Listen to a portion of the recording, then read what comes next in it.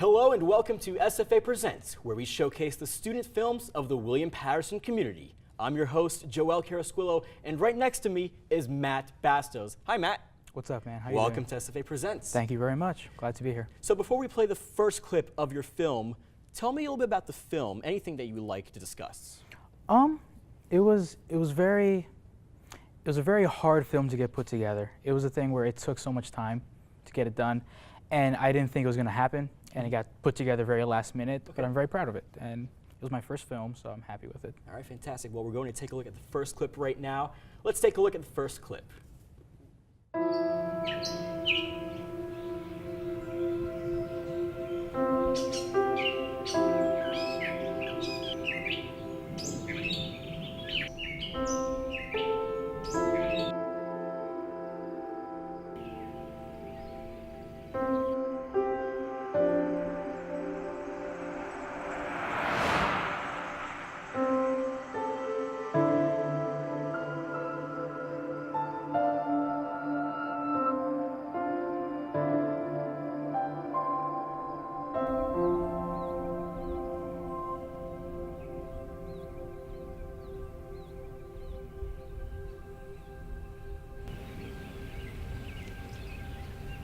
Hey, you.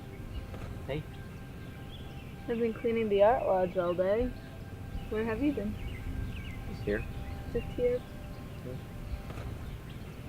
Mind if I sit with you? Of course not.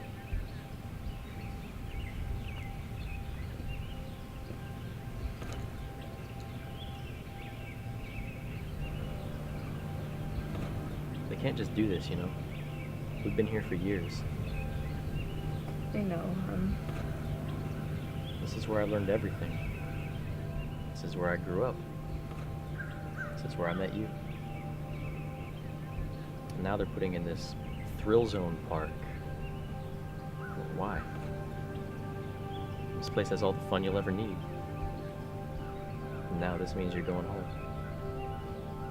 We've been apart before. We've always done fine. Yeah, a month at most. Working here all year round, you forget that we don't actually live here.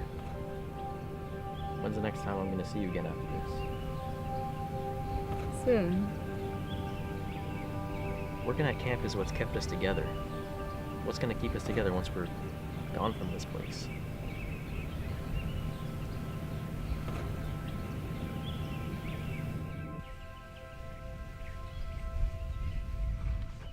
Get up. What? I said get up. Let's go. Go where? We don't have to leave until tomorrow. And this camp is pretty much empty. So if this place is what keeps us together, then let's make the most of it. Come on, please.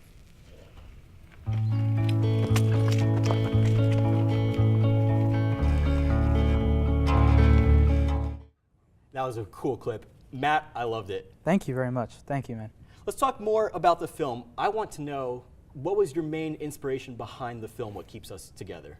Okay, well, I wrote the film when I went through a pretty bad breakup. It sounds very dramatic, but it was the kind of breakup where it was like your arms feel numb because you're so like just down on everything. And I kind of like lost in touch with the love of writing and film, and I had some friends say, hey man, just do something.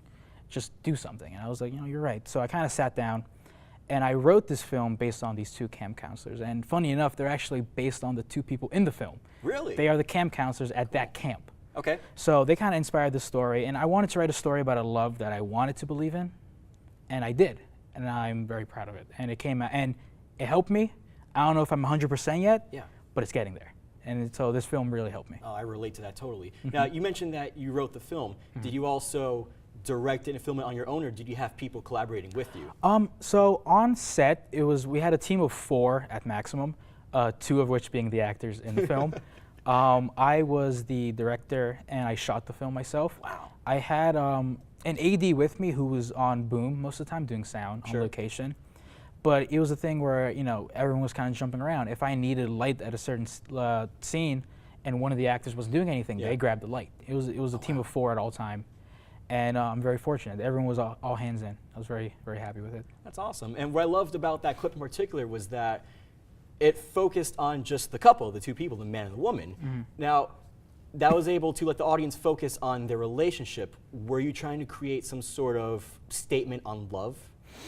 I think I was trying to create the statement on the idea of like love going away. Okay. You know, because the beginning of the scene we just saw, the beginning is a setup for what is their last day at this camp together. It's a camp where they both don't live there. Okay. All of a sudden, if the one thing that kind of brought them together is gone, like the glue dry up, is the glue cracking? Right. What's next? So it's kind of my commentary on, like, what happens when the things that kind of made everything so happy is now gone.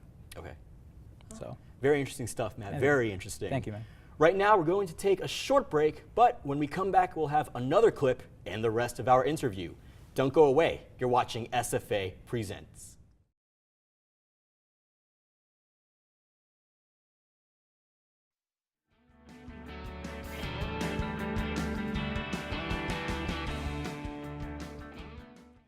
Welcome back. Before we get started with the rest of our interview with Matt here, I'd like to play you our second clip.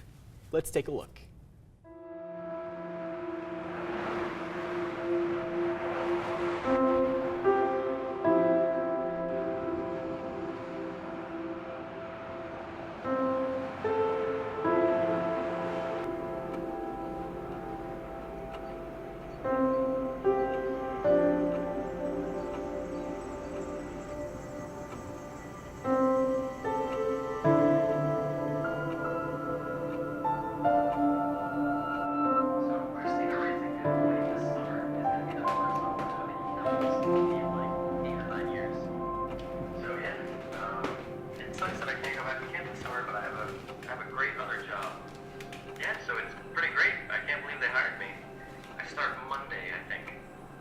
That's great. That's really great. I'm so happy for you. I miss you. I miss you too. So much. I'm pretty sure this new job lets me take some time off every few weeks, so I can save up for flight tickets and visit you. That'd be great. Skype tonight? I can't, sweetie. Sorry. I've got training tonight, and I'm actually running late, so I'll talk to you later. I love you. I love you too.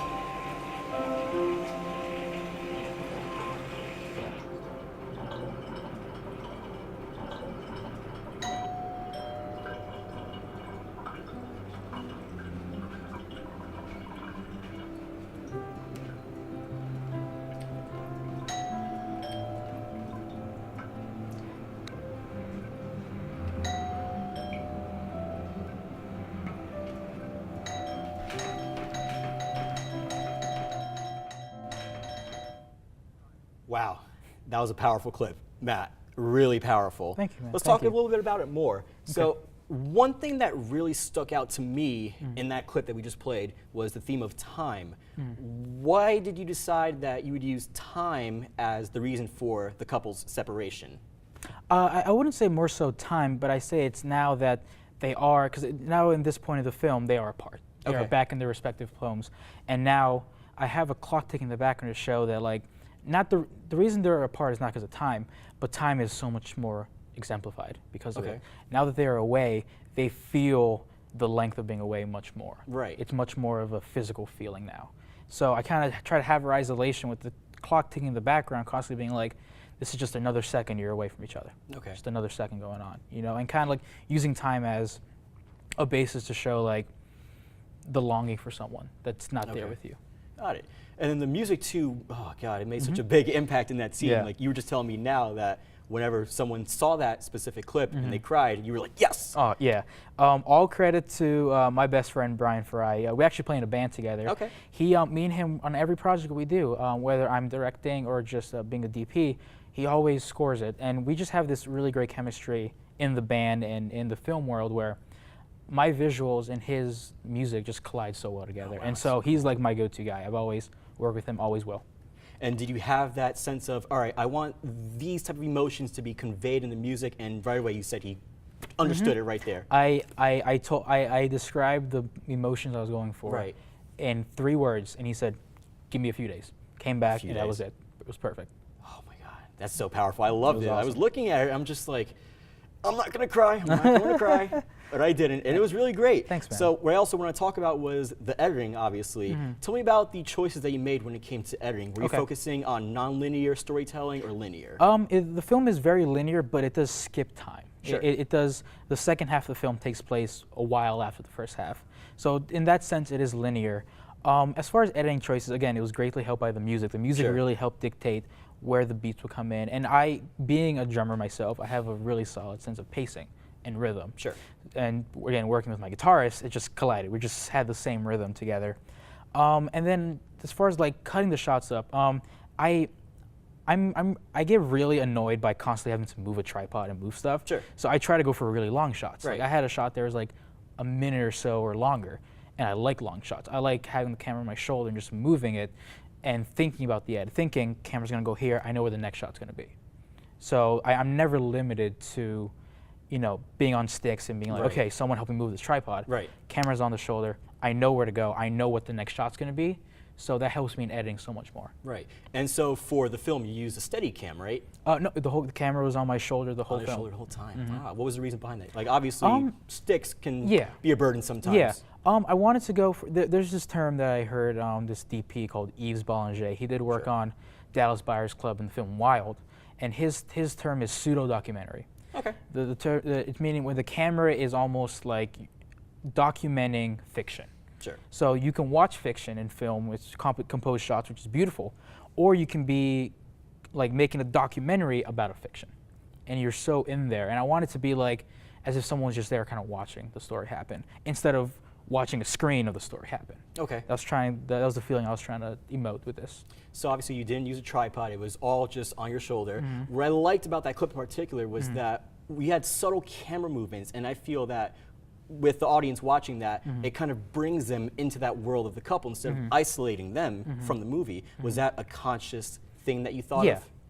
I think subtlety can be the most powerful thing in film sometimes. Yes. So I was going for real subtle things, real things that like they're just there, but they have the lasting feeling of like you understand the bigger picture Sure. without me having to exclaim to you, this is the bigger picture. Okay.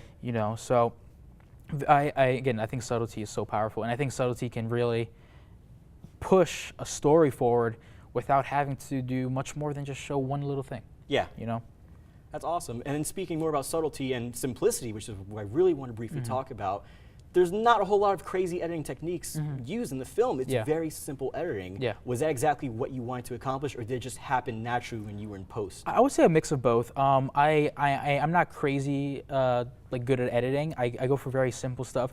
I wanted to tell a really simple, honest story, a story that wasn't in over its head. I will Sure. say there are some cliches. I wrote it almost 2 years ago now, but a story that was just honestly told without trying to trick the audience and try to do anything else. Fantastic. Now, do you have any upcoming projects in the works? Currently writing my next short film. It's a dark comedy drama of sorts. It's very weird going for that. Hopefully I can do that in March. Awesome. Well, thank you very much, Matt, for coming by. Thank you for having me. That's all the time we have for today. If you want to check out any of Matt's previous work, be sure to visit www.mattbastos.com. As always, thanks to our crew and studio manager, Al Clark. This has been SFA Presents.